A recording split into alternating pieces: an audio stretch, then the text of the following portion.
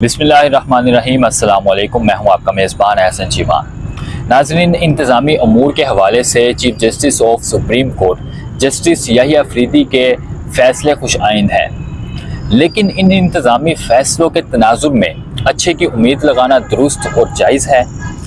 یہ کہنا کہ جسٹس یحییٰ افریدی پاکستان میں آئین اور قانون کی بالادستی قائم کرنے میں کامیاب ہو جائیں گے، میرے خیال میں یہ قبل از وقت ہوگا۔ سپریم کورٹ میں زیر سماعت آئینی، دیوانی اور فوجداری کیسز پر فوری اور انصاف پر مبنی فیصلوں کا جو ہی آغاز ہوگا تو نہ صرف پاکستان کا عدالتی نظام عالمی فہرست سے 158ویں نمبر سے نیچے آئے گا، بلکہ جسٹس یحییٰ افریدی اور ان کی ٹیم تاریخ کے سنہری صفحات کی زینت بنیں گے۔ 75 سالہ فرسودہ نظام اریل چٹان بن چکا ہے۔ اس کے بارے میں یہ رائے قائم کر لینا کہ جسٹس یحییٰ افریدی کے فیصلوں سے پاکستان کا نظام برف کی طرح پگھل جائے گا، تو یہ صرف ایک خام خیالی سے بڑھ کر کچھ نہ ہوگا۔ سونے پہ سہاگا یہ کہ پاکستان کی عوام اس نظام کی عادی ہو چکی ہے، بلکہ ایک کثیر تعداد اس نظام سے سمجھوتا کر چکی ہے۔ علامہ ازیں پاکستان کے کچھ عوام اس نظام سے ہی مفادات حاصل کرنے کا ہنر بھی سیکھ چکے ہیں، اور مٹھی بھر اشرافیہ نے اسی نظام سے خود کو بالاتر اور اتنا طاقتور بنا لیا ہے کہ انہیں شکست دینے کے خواب تو دیکھے جا سکتے ہیں، لیکن انہیں ٹکر مارنا اپنا ہی سر پھاڑنے کے برابر ہے۔ ناظرین، اس نظام کو شکست دینا کسی فرد واحد یا کسی ایک ادارے کا کام نہیں۔ یہ تو نہیں کہوں گا کہ اس نظام کو توڑنے کے لیے طویل جدوجہد کی ضرورت ہے، البتہ یہ حقیقت ہے کہ ایک قوم، ایک ملت بن کر اس دیوار کو دھکا مار کر چٹکی بھر میں گرایا جا سکتا ہے۔ مگر یہاں ایک سوال پیدا ہوتا ہے کہ 25 کروڑ انسانوں کا ہجوم ایک قوم یا ملت بنے گا کیسے؟ ناممکن تو نہیں، مشکل ضرور ہے۔ اگر برطانیہ جیسے سپر پاور سے عظیم قائد اعظم محمد علی جناح رحمۃ اللہ علیہ اور ان کے ساتھی چھین کر آزادی حاصل کر سکتے ہیں، تو اس کا مطلب ہے کہ آج بھی کوئی لیڈر اس طاقتور نظام کو دفن کر سکتا ہے۔ 25 کروڑ عوام کی بدقسمتی اور مٹھی بھر اشرافیہ کی خوش قسمتی یہ ہے کہ پاکستان پر قابض اشرافیہ روز اول سے شعور کو ایک بوتل میں بند کرنے میں کامیاب ہیں، اور بے شعور پاکستانی آج تک یہی سمجھتے آ رہے ہیں کہ پاکستانی نام نہاد سیاستدان ہی دراصل ہمارے لیڈر ہیں۔ جو سیاستدان جتنے زیادہ پل، سڑکیں، موٹر ویز بناتا ہے، اسے ہی اپنا لیڈر تسلیم کر لیا جاتا ہے۔ پاکستان میں ترقی کا معیار تعلیم، صحت، زراعت، صنعت اور تجارت کی بجائے میٹرو، موٹر ویز، مہنگی گاڑیاں، لگژری لباس اور برانڈڈ جوتے، بڑے بڑے شاپنگ مال، جدید ترین سہولیات سے آراستہ ہاؤسنگ سوسائٹیز اور دیگر نمود و نمائش کی چیزیں ہیں۔ ناظرین، میں مذکورہ تمام ترقیاتی کاموں اور چیزوں سے منکر نہیں، لیکن اختلاف صرف اتنا ہے کہ یہ ساری چیزیں ایک ترقی یافتہ ملک یا معاشرے کی علامت تو ہو سکتی ہیں، لیکن ترقی کا سبب نہیں۔ اس میں کوئی شک نہیں کہ دنیا کی جدید ترین سہولتیں پاکستان میں دستیاب ہیں، لیکن ان چیزوں جنہیں ہم ترقی اور خوشحالی کا سبب سمجھتے ہیں، بلکہ ہمارا ان چیزوں پر یقین انہی نام نہاد سیاستدانوں نے پختہ کر دیا ہے کہ ان کے پیچھے کیا کہانی ہے۔ ایک تو اس سے ہر کوئی لا علم ہے، اور دوسرا کوئی اس بارے جاننے کی کوشش بھی نہیں کرتا۔ تیسرا، اگر کوئی ان بارے عوام کو آگاہ کرنے کی کوشش کرتا ہے تو اس کی مختلف طریقوں سے زبان بندی کر دی جاتی ہے۔ ناظرین، پاکستان میں جتنی بھی نام نہاد ترقی آپ کو اور مجھے نظر آتی ہے، وہ ایک پنجابی کی مثال ہے نا کہ گوانڈیاں دا منہ لال ویکھ کے تے اپنا چنڈا مار مار کے کر لیا ہے۔ جی ناظرین، یہ ترقی نہیں بلکہ دھوکہ ہے، فریب ہے، جس نے 25 کروڑ عوام کی آنکھوں پر پٹی اور کانوں میں روئی ٹھونسی ہوئی ہے۔ ترقی کیا ہے؟ ترقی کی ڈیفینیشن کیا ہے؟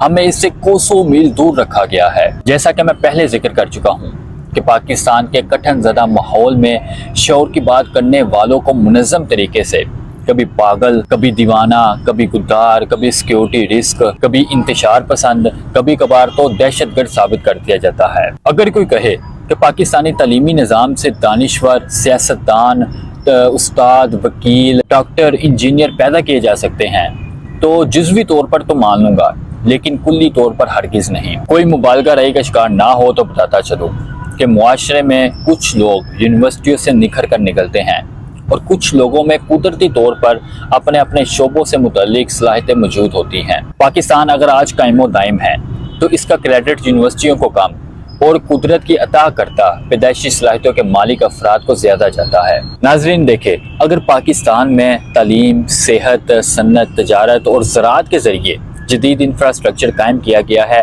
تو یہ واقعی ترقی ہے، اور اگر سارا انفراسٹرکچر قرضوں اور ملک کو گروی رکھ کر کیا گیا ہے تو یہ ترقی نہیں ہے، یہ دھوکہ ہے۔ کم آمدن اور زیادہ اخراجات والی نام نہاد ترقی نے ہمارا سیاسی، سماجی، اخلاقی، ثقافتی اور تہذیبی جنازہ نکال دیا ہے۔ لفافی صحافیوں کے ذریعے سچ کو جھوٹ اور جھوٹ کو سچ بتا کر غریب ہو یا امیر، برسر روزگار ہو یا بے روزگار، پڑھا لکھا ہو یا ان پڑھ، مالک ہو یا نوکر، مزدور ہو یا فنکار، تاجر ہو یا ملازم، سب کو نمود و نمائش کی جنت میں غرق کر کے افراتفری، بے چینی، راہزنی، چوری ڈکیٹی اور قتل و غارت کے کلچر کو عام کر دیا ہے۔ غور کریں، سوچیں، جدید ترین انفراسٹرکچر کے باوجود بھائی بھائی کو، بیٹا باپ کو، دوست دوست کو قتل کر رہا ہے۔ ماؤں کی عزت محفوظ ہے نہ بہنوں کی۔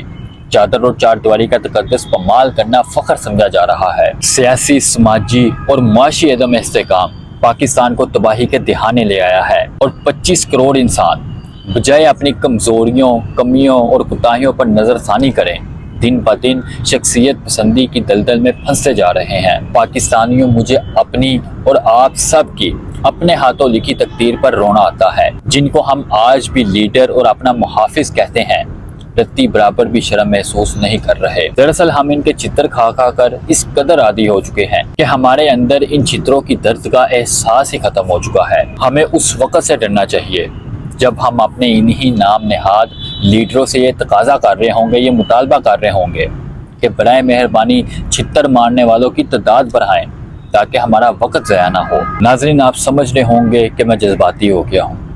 ایسا بالکل نہیں ہے، یہ آپ کی غلط فہمی ہے۔ میں وہ کروا سچ آپ کو کانوں کے ذریعے آپ کے دماغوں میں ڈالنے کی کوشش کر رہا ہوں جس کی آپ نے کبھی جستجو ہی نہیں کی۔ بہرحال آخر میں صرف اتنا کہوں گا کہ ہمیں اس وقت ایک رہنما، ایک لیڈر کی ضرورت ہے جو ہمیں اس نام نہاد ترقی کی بجائے تعلیم، صحت، تجارت، زراعت اور صنعت کی اہمیت بارے روشناس کرے، جو ہمیں تھانوں اور کچہریوں سے ریلیف دلوانے کی بجائے قانون اور آئین کی بالادستی قائم کرے، گلیوں، نالیوں اور سڑکوں کی بجائے یونیورسٹیوں، کھیل کے میدانوں، کاروباری مراکز اور لہلہاتے خیت کا جال بچھا کر دے، ہمارے تلخ سے تلخ سوالوں کے جواب دے، ہمیں مقصد اور نظریے کی زندگی کا فلسفہ سکھائے، ہماری نظریاتی اور خطواتی سرحدوں کی حفاظت کی یقین دہانی کروائے۔ ہمیں محلوں، لگژری گاڑیوں اور مہنگے لباسوں کا شوقین لیڈر نہیں چاہیے، ہمیں ایسا لیڈر چاہیے جو ہمارے ساتھ ہمارے باوجداد اور ہماری مکرم شخصیات کی زندگی کے حالات شیئر کرے۔ ایسا لیڈر چاہیے جو خود بھی عالمی حالات سے واقف ہو اور ہمیں بھی معلومات بہم پہنچاتا رہے۔ ہمیں ایسے لیڈر کا مطالبہ کرنا ہوگا جو دنیا کے عظیم ترین لیڈر آقا دو جہاں سید المرسلین رحمت للعالمین حضرت محمد صلی اللہ علیہ وآلہ وسلم کو اپنا لیڈر مانتا ہو، جو بار بار کہے کہ میں اللہ کے سوا کسی سے نہیں ڈرتا، جو کہے کہ میں مر جاؤں گا لیکن اللہ کے سوا کسی کے سامنے نہیں جھکوں گا اور نہ ہی اپنی قوم کو جھکنے دوں گا۔ ہمیں ضرورت ہے ایسے لیڈر کی جو صرف نواسہ رسول صلی اللہ علیہ وآلہ وسلم کی قربانیوں کا تذکرہ ہی نہ کرتا ہو بلکہ ان کی سنت پر عمل پیرا ہو کر ہر قسم کی قربانیاں بھی کر رہا ہو، جو اپنے بیوی، بچوں اور بہنوں سے زیادہ اپنے پاکستان کو مقدم رکھتا ہو، جو مشکل وقت میں ڈیل کر کے ملک سے فرار ہونے کی بجائے جیل میں قید رہنا پسند کرے۔ ہمیں وہی لیڈر چاہیے جو چاروں طرف سے مشکلات میں گھیرا ہو، جیل میں بند ہو، ملاقاتوں پر پابندی ہو، کھانے کو نہ ملے، پہننے کو نہ ملے، جیل میں بھی سونے نہ دیا جائے، بجلی کاٹ دی جائے، دنیا کے ساتھ اس کا رابطہ کاٹ دیا جائے، اور وہ پھر بھی کہے کہ نہ میں ٹوٹوں گا، نہ میں گھبراؤں گا، بلکہ اپنے پاکستانیوں سے بھی کہے کہ آپ نے بھی گھبرانا نہیں، میں آخری گیند، آخری سانس تک ہار نہیں مانوں گا۔ ناظرین، چونکہ ویڈیو کا آغاز ترقی کی ڈیفینیشن سے ہوا تھا، چاہتا ہوں کہ اختتام بھی اسی پر ہو، تو میری بات غور سے سننا کہ میرے اور آپ کے آقا حضرت محمد صلی اللہ علیہ وآلہ وسلم کائنات کے عظیم لیڈر نے اپنی 23 سالہ جد و جہد میں صرف نظریہ اللہ کے سوا کوئی معبود نہیں اور میں اللہ کا نبی ہوں کا پرچار کیا۔ 13 سال مکہ میں ہر قسم کی قربانی کے بعد جب آپ صلی اللہ علیہ وآلہ وسلم ہجرت کر کے مدینہ تشریف لائے تو پہلی دفعہ مسجد نبوی میں تشریف لائے تو آپ صلی اللہ علیہ وآلہ وسلم نے دیکھا کہ مسجد نبوی میں ایک چراغ جل رہا ہے۔ آپ صلی اللہ علیہ وآلہ وسلم کی خوشی کی انتہا نہ رہی۔ آپ نے پوچھا کہ یہ چراغ کس نے جلایا ہے؟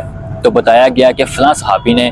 تو آپ صلی اللہ علیہ وآلہ وسلم نے اس کے لیے ہاتھ اٹھا کر دعا کی۔ ناظرین، یقیناً آپ بھی جانتے ہوں گے کہ آپ صلی اللہ علیہ وآلہ وسلم کی 13 سال محنت کے بعد یہ پہلا ترقیاتی کام ہوا تھا۔ آپ صلی اللہ علیہ وآلہ وسلم نے اپنی زندگی میں صحابہ کرام کی تعلیم و تربیت کی اور انہیں ایک نظریے پر یکجا اور متحد کر کے زندگی کا مقصد سمجھایا۔ پھر صحابہ کرام نے سچے نبی کی سچی باتوں میں خود کو ڈال دیا تو دنیا کی ساری ترقیاں، ساری کامیابیاں اور ساری نعمتیں ان کے قدموں میں آ گئی۔ صحابہ کرام نے آپ صلی اللہ علیہ وآلہ وسلم کی تعلیمات کے مطابق اپنی زندگی کی آخری سانس تک محنت کو جاری رکھا تو کیسر و کسری جیسی سپر پاور کو شکست سے دوچار کر دیا۔